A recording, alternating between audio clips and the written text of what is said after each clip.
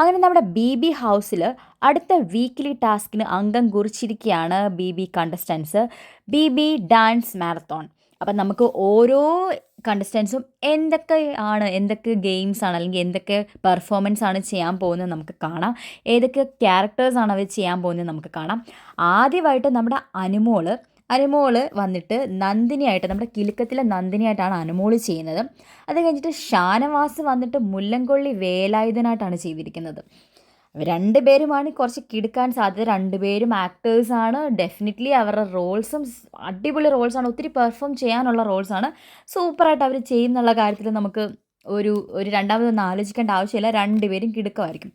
അതിനുശേഷം വന്നിട്ട് നമ്മുടെ നൂറയ്ക്ക് കാർത്തുമ്പിയായിട്ടാണ് കിട്ടിയിരിക്കുന്നത് ശോഭനയുടെ ക്യാരക്ടർ. നൂറയും കുറച്ചൊക്കെ ചെയ്യാൻ സാധ്യതയുണ്ട്. പിന്നെ ആദിലയ്ക്ക് നമ്മുടെ കുമ്പിടിയുടെ റോളാണ്. കുമ്പിടി അങ്ങോട്ടും ഇങ്ങോട്ടും ഇങ്ങനെ നടക്കുന്നുണ്ട്, എന്താണെന്ന് നമുക്ക് കണ്ടറിയാം. അതിനുശേഷം അനീഷിന് കിട്ടിയിരിക്കുന്നത് നമ്മുടെ ബാബു, മറ്റേ ജോക്കർ മൂവിക്കകത്ത് ദിലീപിൻ്റെ ക്യാരക്ടറായിട്ടുള്ള ബാബുവിൻ്റെ ക്യാരക്ടറാണ് കിട്ടിയിരിക്കുന്നത്. അനീഷ് എങ്ങനെ പെർഫോം ചെയ്യുമെന്ന് നമുക്ക് നോക്കാം. അതിനുശേഷം അക്ബറിന് മിന്നൽ മുരളിയായിട്ടാണ്. എന്തൊക്കെ പെർഫോമൻസ് ആണ് അക്ബർ ചെയ്യാൻ പോകുന്നതെന്ന് നമുക്ക് കണ്ടറിയണം. പിന്നെ ആര്യന് കുറച്ച് അടിപൊളി ക്യാരക്ടറായിട്ടോ മായാമോഹിനിയായിട്ടാണ് കിട്ടിയിരിക്കുന്നത്. മായാമോഹിനി ഒരു ഫെമിനൈൻ ക്യാരക്ടറായിട്ടാണ്. അതെങ്ങനെ ആര്യൻ ചെയ്യും, അതിൻ്റെ ഇടയ്ക്ക് അക്ബറും ആര്യനും കൂടെ പോയിട്ടുള്ളൊരു റോളൊക്കെ ഉണ്ട്. നമുക്കത് എങ്ങനെ അവർ പെർഫോം ചെയ്യുമെന്ന് നമുക്ക് നോക്കാം. അതിനുശേഷം ലക്ഷ്മിക്ക് നമ്മുടെ ഒരു ഉർവശിയുടെ ഒരു റോളാണ് കിട്ടിയിരിക്കുന്നത്. പണ്ടത്തെ ഉർവശി ഇങ്ങനെ രണ്ട് സൈഡിൽ മുടിയൊക്കെ പിന്നിക്കെട്ടി ഒരു ഓർമ്മയില്ല. അപ്പോൾ അതാണ് നമ്മുടെ ലക്ഷ്മിക്ക് കിട്ടിയിരിക്കുന്നത്. എല്ലാവർക്കും അത് മനസ്സിലാവും കണ്ടു കഴിഞ്ഞാൽ. നമ്മുടെ നെവീന് കിട്ടിയിരിക്കുന്നത് ഗാന്ധർവം സിനിമയിലെ മോഹൻലാലിൻ്റെ താത കണ്ണൻ തപോഭവനത്തിൽ നിന്നും മടങ്ങി എത്തിയില്ലേ ശകുന്തളെ എന്ന ഡയലോഗിൻ്റെയൊക്കെ ആ ഒരു സീനാണ് കിട്ടിയിരിക്കുന്നത്.